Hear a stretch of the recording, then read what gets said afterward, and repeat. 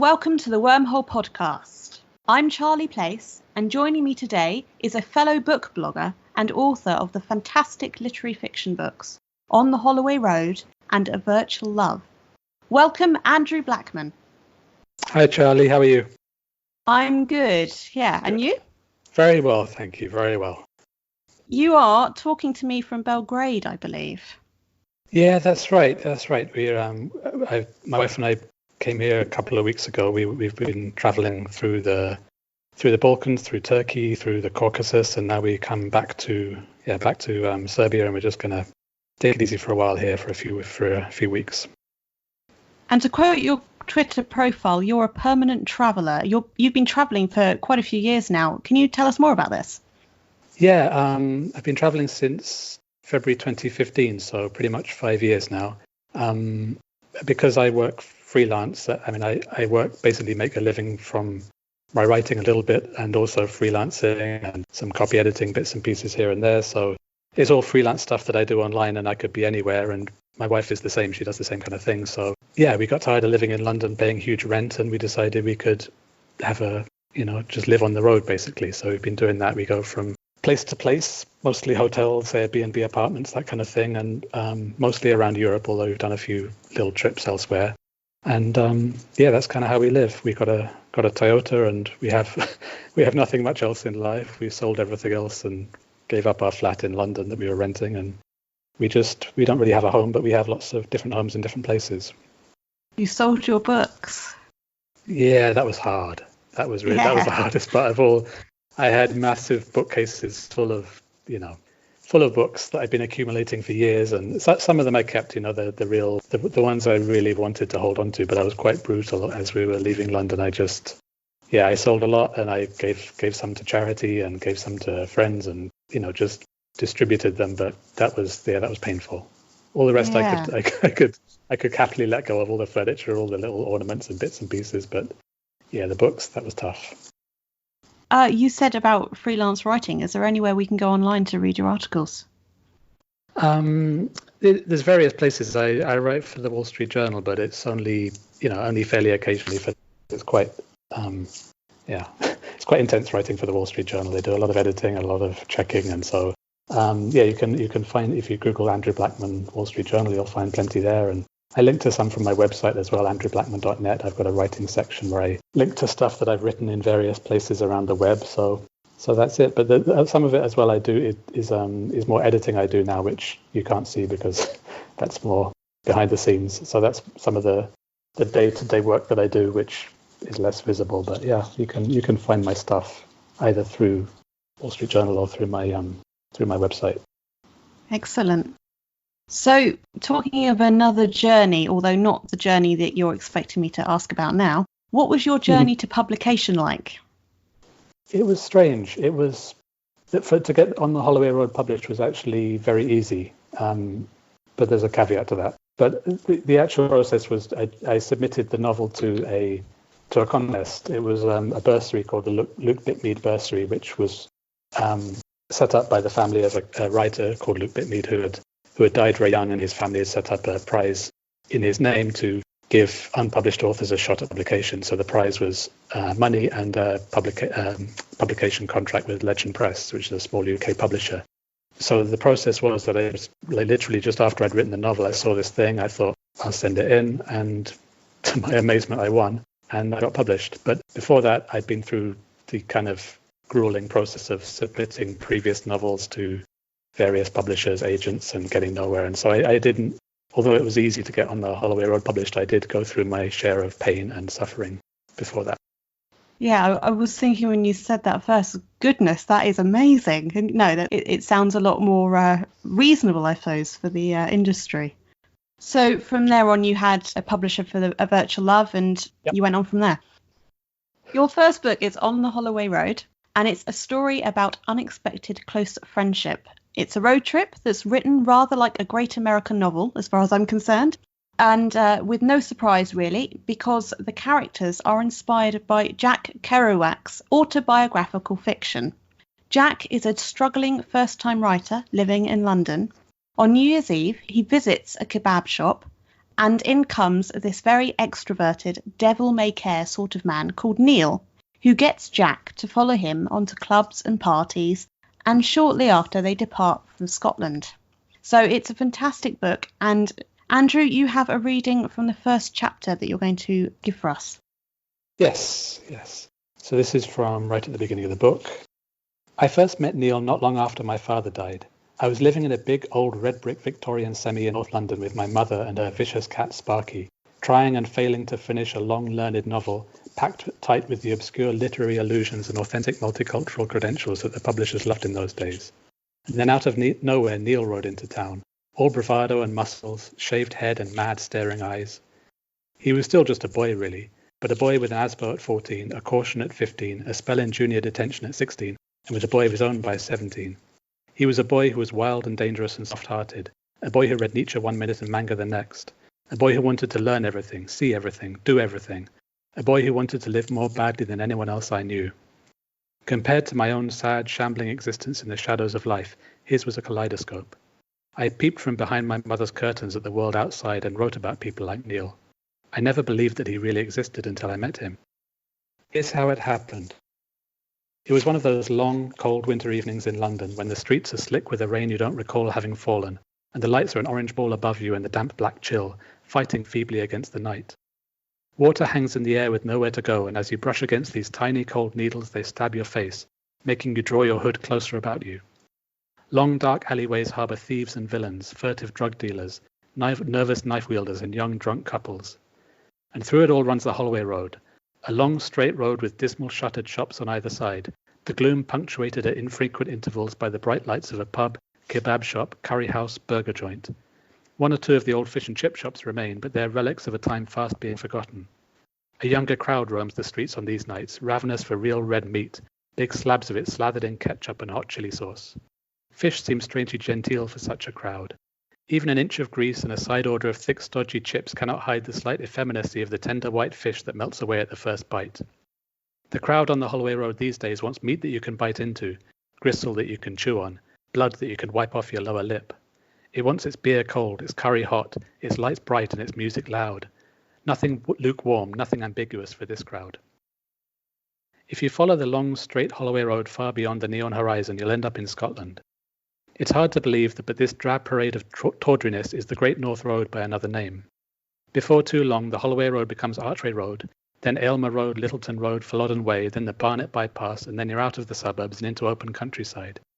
Green fields and hedgerows flash past as you tick off the towns: Stevenage, Letchworth, Peterborough, Newark, Doncaster, Pontefract, Darlington, Durham. Bite your way through the huge, smoky grey small of Newcastle, and you then find yourself speeding along quiet open roads, close enough to the sea to smell the salt in the air and hear the seagulls cawing, but never quite close enough to see that big, grey, frigid North Sea, until suddenly you're past Berwick-upon-Tweed and hopping over the border into Scotland almost without realising it. And there is the sea in front of you, white-topped waves, freezing and forbidding, bordered by craggy, crumbling cliffs. After only a few minutes, the road turns away in disappointment and heads inland, cutting across open countryside to grand, regal old Edinburgh, with its magical castle suspended in clouds above the city. You skirt over the top of ancient Holyrood Park, and for the last few hundred yards of its existence, the A1 takes on the name of Waterloo Place, as if trying to reassert its Englishness one last time, reminding the burghers of this proud town that the A1 begins on Newgate Street in London, where Rob Roy himself was held in chains. I was dreaming all these unconnected, vague, drunken dreams as I sat in a plastic box of light, sound and blood, Donna's Kebabs I think it was called, and I was taking refuge from the oppressive damp mist outside, which had, after I'd spent some time walking up and down the Holloway Road, pierced the protective film of alcohol and got to my joints, making my elbows and knees ache arthritically. I sat huddled over a white foam box filled with grey-brown, glistening slices of meat, encased in pita bread and doused in hot sauce, ketchup, mayonnaise, lettuce, tomato, red onion, white onion, cucumber, gherkins and olives. By the time Neil walked in, I had left magical castles and folk heroes far behind and was pondering on the olives, a nice touch but not right. I admired the originality, but originality is not what you expect from a kebab house at midnight on the Holloway Road in the middle of November. You want something to fill your stomach with the expected greasy sweet flavours. The sourness of the olives was a surprise that left me feeling somewhat dissatisfied. Donna did not have any other customers that night, so I was surprised when this big, shaven-headed hulk of a man ignored all the empty tables and eased himself creaking into the little red plastic chair opposite me. His gruff jermind was offered far too late to admit any response but an impotent shrug. For long minutes he said nothing, just attacked his extra-large kebab as if he hadn't eaten for a month. I sat saying nothing, eating nothing. I couldn't. I got a sensation that was strange to me at the time but would soon become familiar. That Neil was doing enough living for the two of us, and there was nothing left for me to do but watch. Soon he had ketchup and chili sauce all over his stubbly chin, and bits of lettuce had flown all over the table, the floor, his jeans, his t-shirt. Whereas I had been eating my kebab using a small folded piece of pita bread as an ersatz fork, Neil just shoved the whole bundle of meat, salad and sauce into his face and began chomping with his strong jaws. Slashing the food to pieces and somehow ending up with most of it in his mouth, he chewed only perfunctorily before gulping it loudly down and setting those chomping blades immediately to work again. As said, part of the inspiration for this book was Kerouac's On the Road. When did you first read it?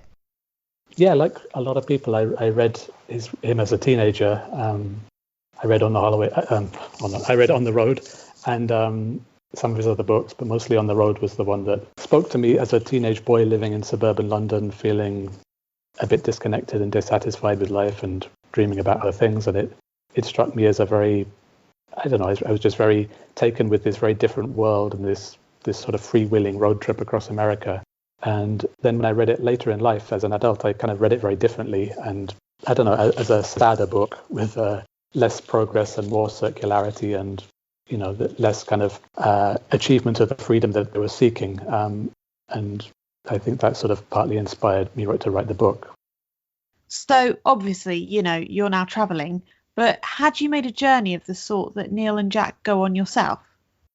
I had, before I wrote this book, I'd been living in America for 6 years, and I had done a lot of road trips there, all across the country and up and down the East Coast, West Coast, and it was just a great place to do road trips. And for me, getting out of London, moving to America was a very freeing experience in a lot of ways. And I think when I came back to England, I felt confined again. Again, this is like a personal reaction. I'm not saying that it applies to everybody, but to me, I sort of felt that the trips I'd been doing in America were not so possible in England. I felt that the broad horizons I found there were not available to me in England, and I felt a lot more, maybe because I was back to where I started and back with my, you know, original social environment, I felt more restricted, whereas in America I felt a lot more free to sort of be who I wanted and to get away from expectations of what I should be. So I think the book kind of reflected that at the time, how I felt moving back to England after being in New York for those 6 years. It kind of felt like, yeah, that it was harder to travel in that free sort of way, that there was less space, less freedom. And I wanted to put that into the book. So I sort of transposed an American road trip into England. There's a very natural weaving of stories in your own then. That's lovely. Going back to Kerouac, were you ever tempted to exclude paragraphs in your novel or write in the style of him at all? I didn't want to mimic him too closely. The style is somewhat based on Kerouac. It's I want to sort of give a nod to Kerouac without copying his style. So I didn't want to go too close to on the road, but I wanted to have parallels between on the road and on the Holloway Road. So some of the language in certain places is similar. On the road starts with I first met Dean not long after my wife and I split up, and so my book starts in similar but different language. But most of the stuff in between is different. But I wanted to kind of use that some of the energy and the sort of freewheeling spontaneity of Kerouac's writing in my own work. And I think at the time it was good for me because I was also, like Jack, working on a long learned literary novel that wasn't really going anywhere. So it helped me to write in this more spontaneous way as Kerouac did. And I actually wrote the book very quickly. I wrote it in a month, and the first draft, and didn't change a whole lot after that. So it was a very freeing experience for me to write it. And I sort of took inspiration from Kerouac's way of writing without necessarily sticking too close to, the actual end result. That's fascinating because you've got this novel and you say you don't know where it's going and all that, and well, where it goes is absolutely amazing. So you got that right. I just want to note for people who like me, actually, I haven't read On the Road, and I'm obviously talking to Andrew here, only really knowing his book, but research showed that Andrew's book, using characters Jack and Neil, is emulating almost. Kerouac uses Sal and Dean, who are based on himself and Neil Cassidy. So there is a link there as well in the characters. So can you describe the relationship between your own characters, Neil and Jack, and Kerouac and Cassidy? Yeah, I mean, the original idea is to kind of just transpose the American road trip onto the UK and sort of see how these large characters would fare in contemporary Britain as opposed to 1950s America. But they also, obviously when you're writing a book, the characters change and they become different. They're kind of, in a sense, they're copies. They're kind of wannabes who they've read on the road and they want to try and do something like that in Britain. So they're tired of London. They get in a car and just drive up the Holloway Road and see where it takes them. And it takes them obviously up to Scotland. And they try to have the sort of adventures and the spontaneity and the authenticity that they've seen in the book, but they don't quite manage it. So in that sense, they're kind of like fans who don't quite live up to the reality. But also in a way that they're doing the same thing as Jack Kerouac and Neil Cassidy. They're young people who are trying to be free. They're trying to be more authentic. They're trying to break out of the sort of confines of society and be free. And they're searching for meaning, and they end up mostly adrift and still searching even with every mile that they travel. Oh, I love the journey that they go on and how you've got the journey there, because it is like a very British attempt to emulate the American, and it's very apt, I think. Not saying that I'm British, you're British. We're not awful by any means, but it seems very British. It's very good. So why the Holloway Road as opposed to another road? Well, I used to live very close to it in North London, so I was very familiar with it.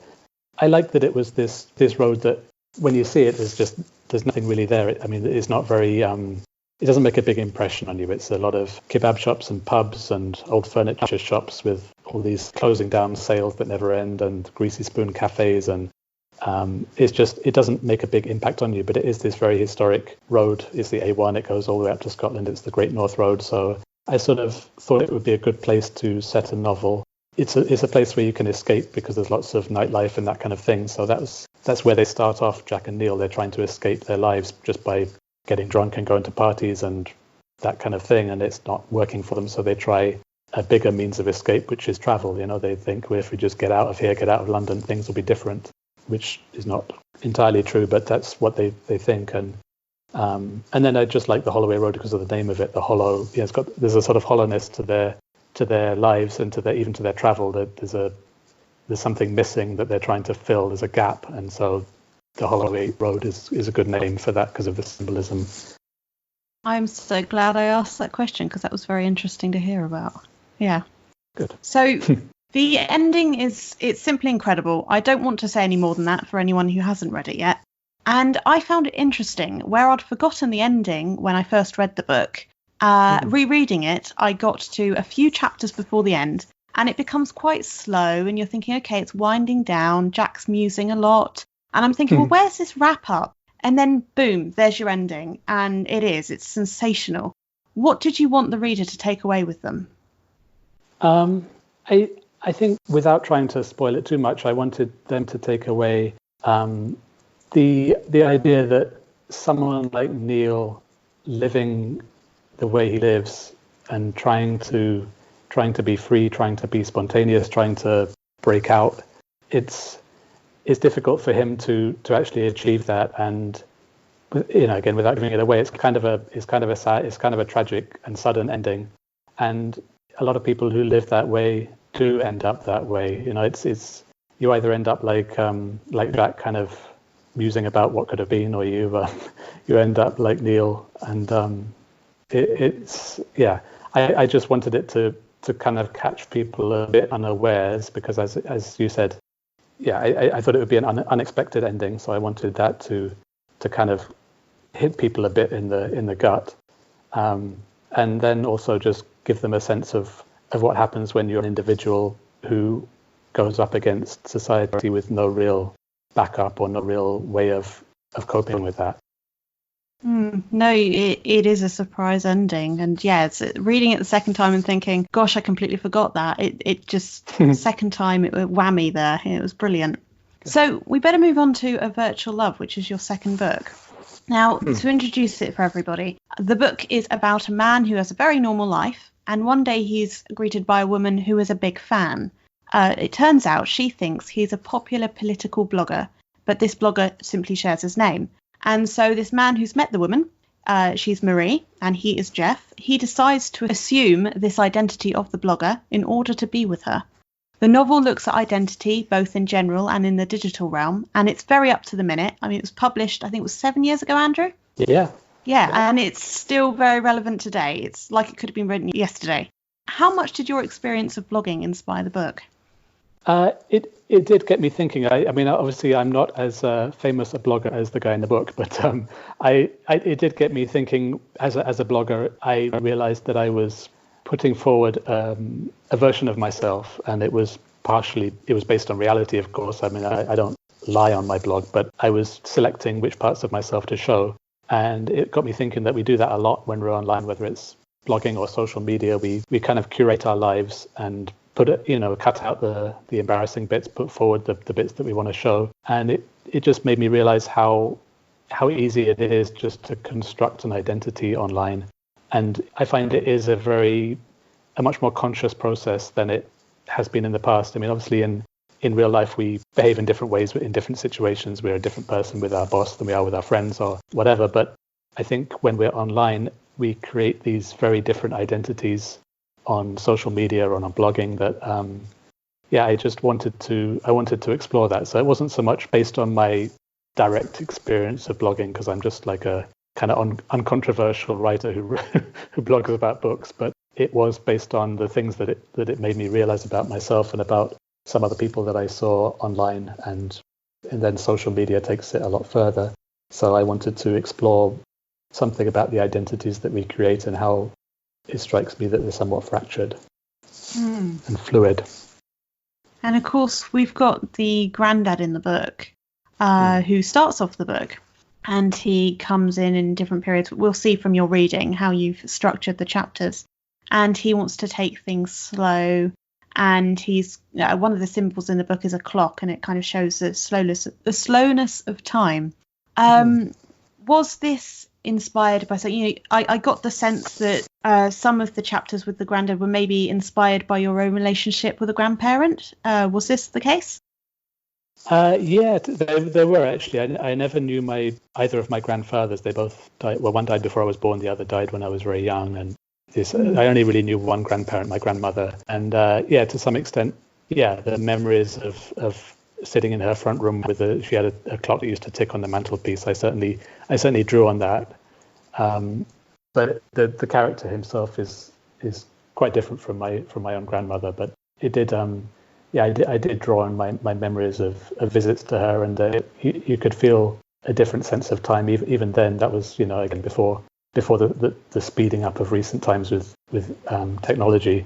Even then, there was a sort of sense of time stretching and becoming more fluid in a way, and being more aware of each moment as it passed, and less distracted, less running around doing different things. So I remember that from when I was young, and that definitely fed into the book. Although, as I said, the character's very different. Well, obviously not to go against what you're saying about the relationship with your grandmother, but I'm sorry to hear about the situation with your grandfathers, but I'm very surprised that you've said that, because it just comes across so real. I think it was like I could kind of see you sitting down and talking to your grandfather. So yeah, reality that's the book for you, listeners. It's incredibly real.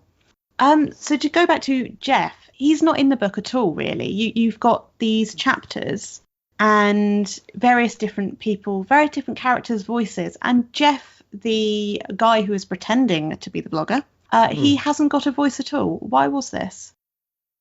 It kind of went to the way that I was thinking of identity. There's a line in the book where Jeff is talking to his granddad, and he says, identity is what you show to the world. And the granddad gets very upset by this, because to him, identity is not some fluid thing that you just make up and show to the world, and it's something much more solid.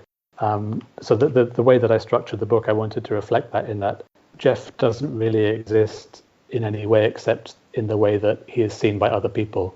So he's constantly performing, and he's constantly putting out these different versions of himself. And so there's a kind of a gap there in the middle of, like, his true identity is mysterious, and I kind of wanted it to remain that way. So he's only seen by by other people. And in the end of the book, again, I don't want to give a spoiler, but it kind of, when you realize who is writing the book and who's actually compiling all these stories and why they're giving them to Jeff, you kind of realize that there's also a sort of plot-driven reason why it's these sort of compilations of different stories from different people, and it's all addressed in the second person to you as who is Jeff, So it's kind of telling him who he is from different standpoints, which is the only way he can understand who he really is. I mean, what's fascinating is we've got this entire book about Jeff, and I know I, for one, would actually like to know more about Jeff. Which I think is quite an interesting thing to close the book with. I'm like, actually, obviously you get a side of him, you get different voices about him, but yeah, because you don't hear from him, you kind of you do want to hear more, but there is a good reason for that. So, and I will stop there. Yeah. Well, I was kind of aware of that as I was writing it too, that people might be frustrated, and I think maybe some readers were, that they did want to know more about who this guy really was, and you get so much about him from different standpoints. I think it's natural to want to hear from him as well.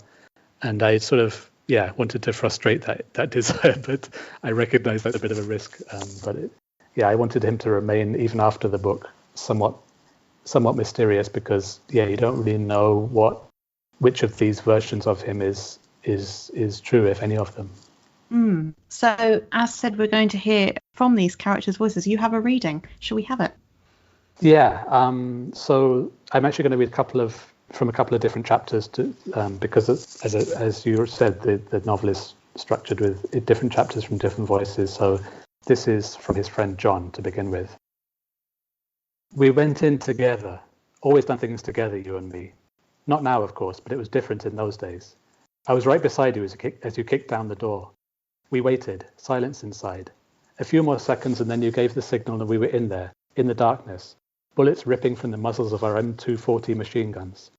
Nobody fired back, but for a minute or two we just stood in the doorway with our fingers on the trigger, spraying bullets anywhere and everywhere, unstoppable. I ducked behind a pillar, flicked on the lights.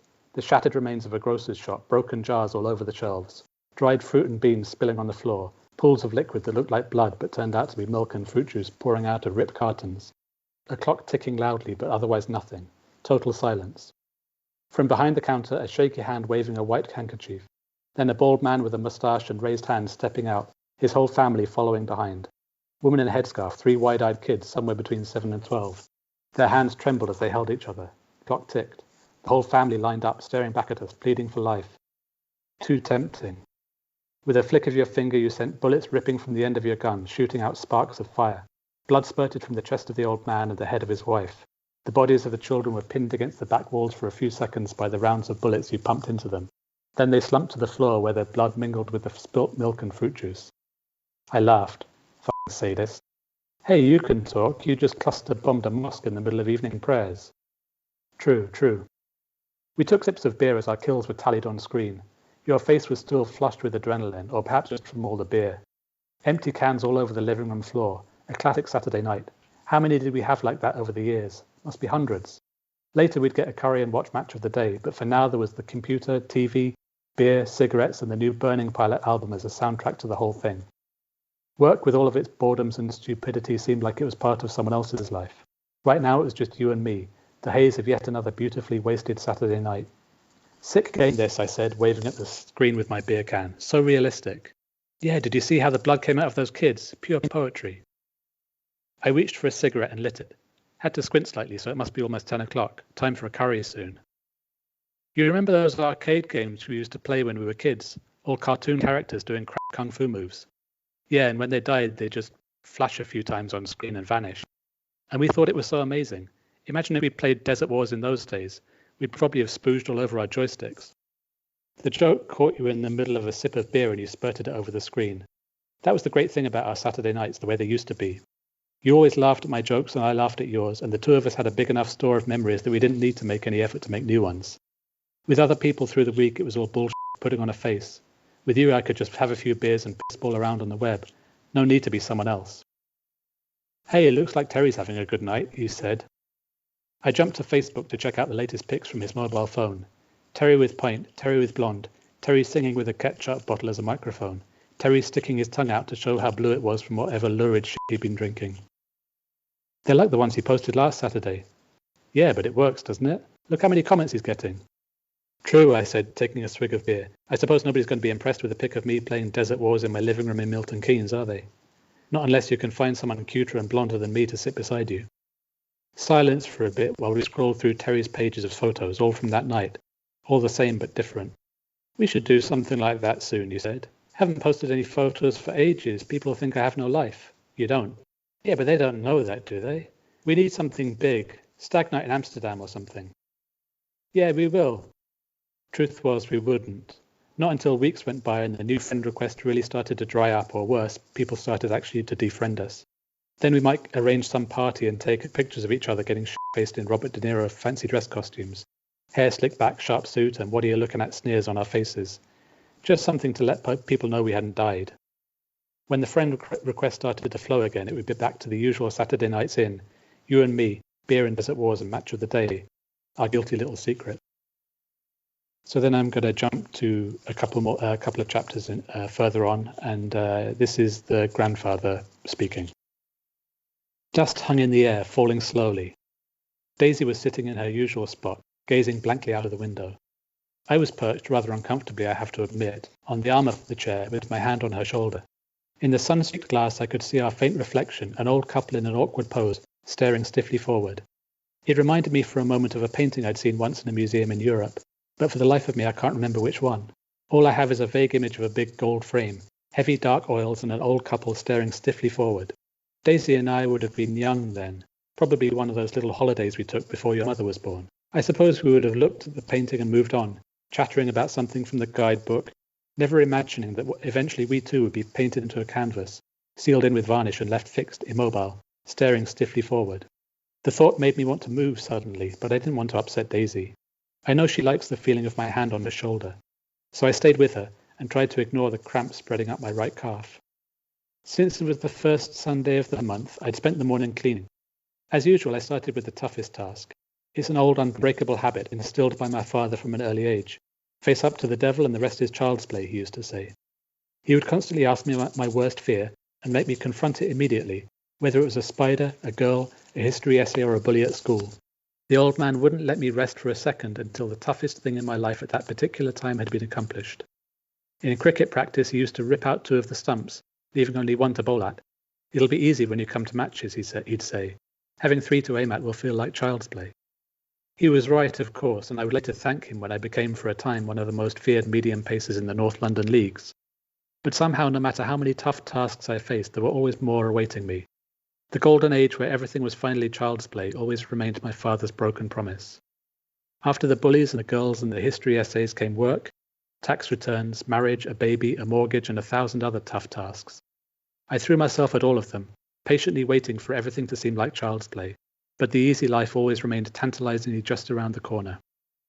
Finally, I focused all my hopes on retirement, feeling sure that then I could finally put my feet up, as everyone said.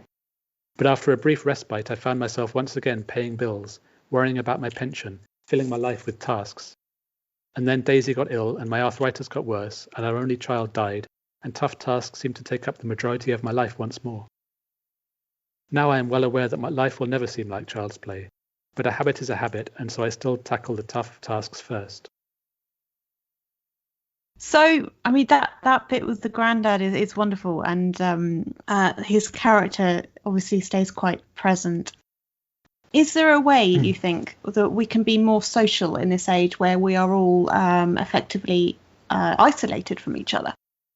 Yeah, I mean, It's an interesting question because I think, in a way we are more social than we have ever been because, I met you, for example, online, and I met a lot of people through book blogging and not so much on Twitter, although I guess if you're more active on Twitter and Facebook, you can do that as well. But I think for me, I'm, I need to take a step back from all that sometimes. And I've certainly taken a big step back from social media in the last few years. And I've been more social as a result.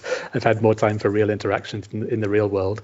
And, I travel a lot, as I said, I meet people, talk to people, and I find those interactions more valuable than the majority of interactions certainly on Twitter, which I find kind of shallow. But it's a difficult one because these things are useful and they connect us in a way we have never been connected before, and people use them for wonderful things. I just think sometimes we take it too far, and I guess it's a case of finding the balance. And we, I don't think we quite know what we're doing at this point because it's all very new. And there's been various bits of research showing how the internet is kind of rewiring our brains, and the way we think now is changing because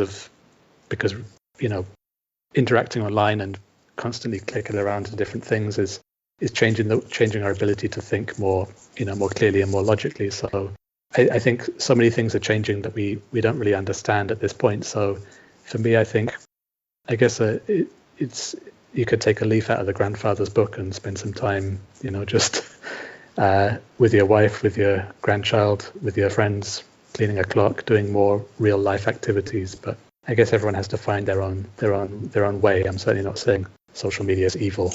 Just got to be treated with care, I guess.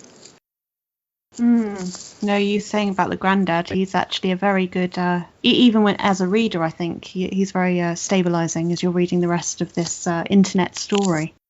Yeah, I wanted him to sort of come across that way as a stabilizing effect, as an anchor, because it is a very scattered kind of novel by definition, with all these different characters, and so the identity is very fluid, and he's the sort of stability right the way through. He's the anchor.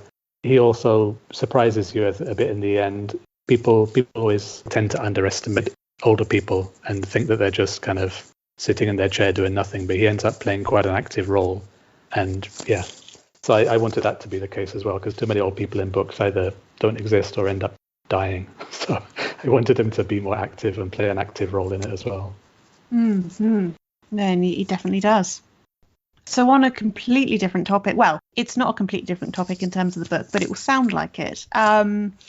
Marie, the woman who mistakes Jeff for the blogger, she is someone who's very into activism, mostly environmental. Where did the environmental activism stem from? It's something that I wanted to cover because it's an interest of mine, and I'm kind of interested in how we're like walking towards catastrophe, and nobody really seems to be doing a lot about it. And we have activists trying to get a message across that we need to do something, and people are listening, people are writing articles, people are saying yes, we need to do something, and nothing's changing. And it's interesting why that is. And I think I went back to London last year sometime and found some of my old primary school exercise books from the 1980s in my parents' loft. And I saw in one of the exercise books, I had a thing about the greenhouse effect. We'd been learning about it back then in 1986, I think it would have been, in primary school.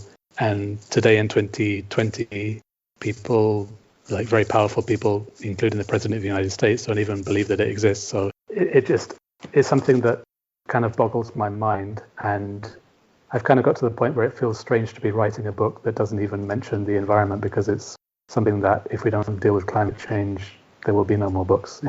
Not too far from now, and there will be no more of anything. So I wanted to include it in some way.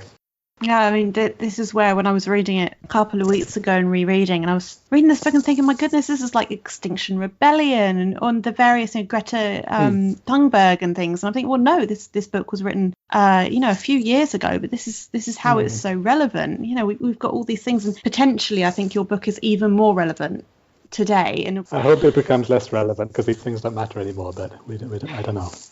Yeah, no one knows. Yes, as much as it would mean that your book would maybe be outdated, at the same time it would be a good thing. Save the planet and my book gets less relevant? I don't know. It's a tough one. You've still got on the Holloway Road if that happens. It's I've all still right. got that. So, how important do you think is a sense of silence, both literal and digitally, in terms of where we are?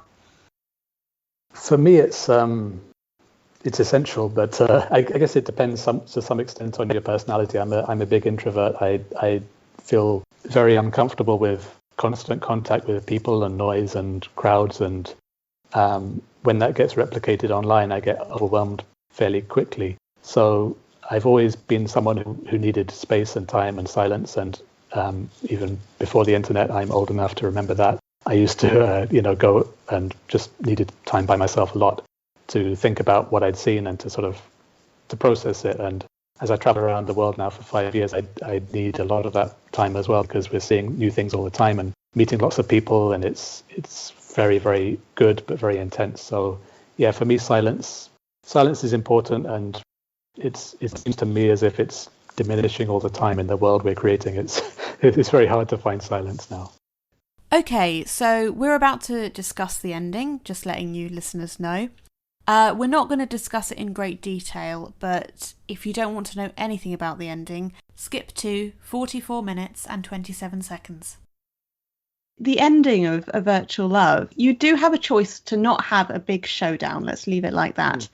This is very frustrating, I think, in a way. I think I was reading this book and thinking, I'm really looking forward to the end of this book and how it's going to go, and there must be lots of drama and there must be everything going on. And of course it doesn't. It's a very kind of modest ending, I suppose. Can you talk about your choice not to have this big reveal, I suppose, in the end?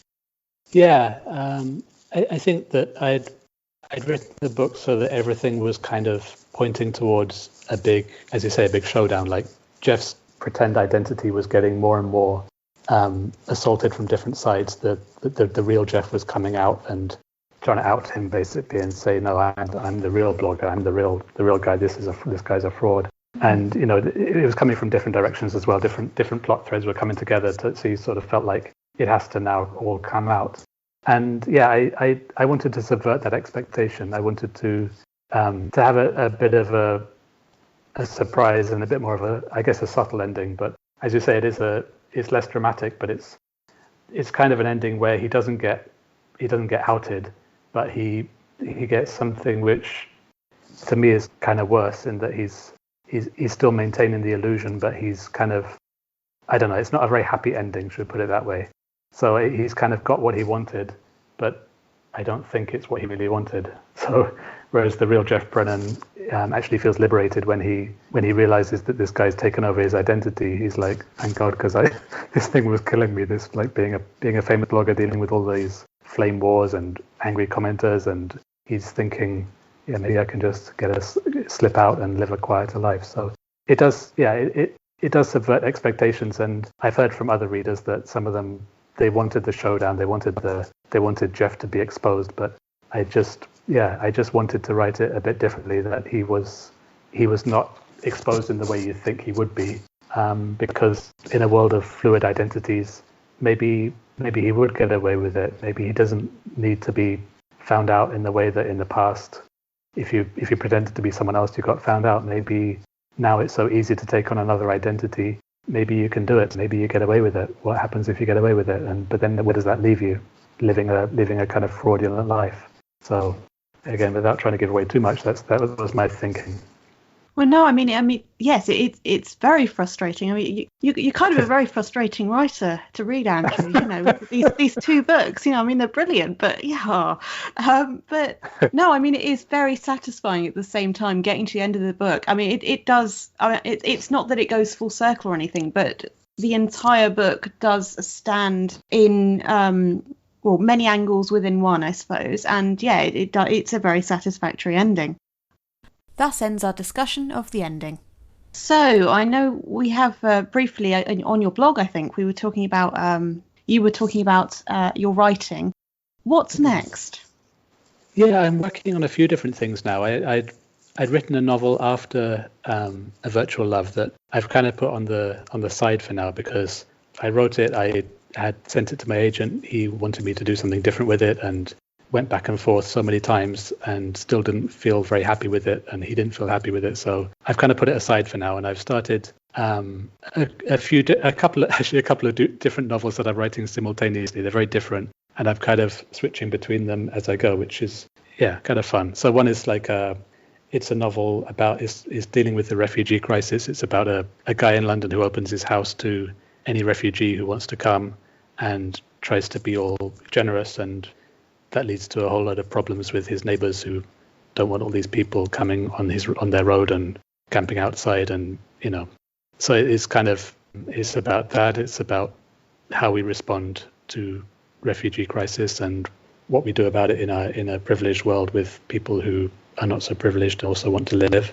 And then there's another one that's totally different. It's about a boy who has a tough upbringing and is sort of bounced around from place to place, and he creates worlds in his head to escape from that tough life. And one of those worlds turns out to be ours. It turns out to be the world we're living in. So it's kind of a story about the nature of storytelling and creation, and I guess religion as well. So they're two very different books. And at the same time, I'm trying to piece together something on this travel we've been doing around Europe. I'm trying to think about how to. I've written various sort of snippets of things about the travel we've been doing and about my observations about Europe, and I'm trying to shape it into a non-fiction book that would make sense and that would be not just a travelogue, but sort of, I don't know, something about living in the way I've been living and what that's like and what the sacrifices are and what I've learned about Europe. And I don't know, I'm unclear about that, as you can probably tell. So that one is kind of more at the note-taking stage, but the two novels I'm kind of working on side by side at the moment, and I'm enjoying them. Brilliant. So we're going to get a double bill. It's been a few years since The Virtual Love. We're going to get two novels at the same time, yes? Yeah, that's the plan. You need to say yes. We need these two novels. Yes. They do sound very good. Yeah, especially, I mean, the first one about the refugee, very up to the minute again. That's brilliant. But I mean, equally, if a non-fiction book from you would, just looking at your blog, and there is a link there. There's possibly going to be multiple links in my description to different posts that Andrew has written, listeners. But yes, he could definitely do a non-fiction book as well. So, On the Holloway Road and A Virtual Love are out now, and you'll find purchasing links in the episode description. If you have enjoyed this conversation, do subscribe for future episodes. Andrew, it's been absolutely wonderful having you today, and I'm really glad we did this, and I've got so much more out of your book, particularly I think A Virtual Love, from talking to you. It's been fantastic. But yeah, definitely do whether it's one book or the two books, or we'll look forward to reading whatever you're going to publish next. Thank you so much for joining me today. Thank you very much, Charlie. I've enjoyed it. It's been great. Thank you. Join me on Monday the 24th of February when I will be talking to Fran Cooper, author of These Dividing Walls and The Two Houses. The Wormhole Podcast Episode 8 was recorded on the 27th of January and published on the 10th of February 2020. Music and production by Charlie Place.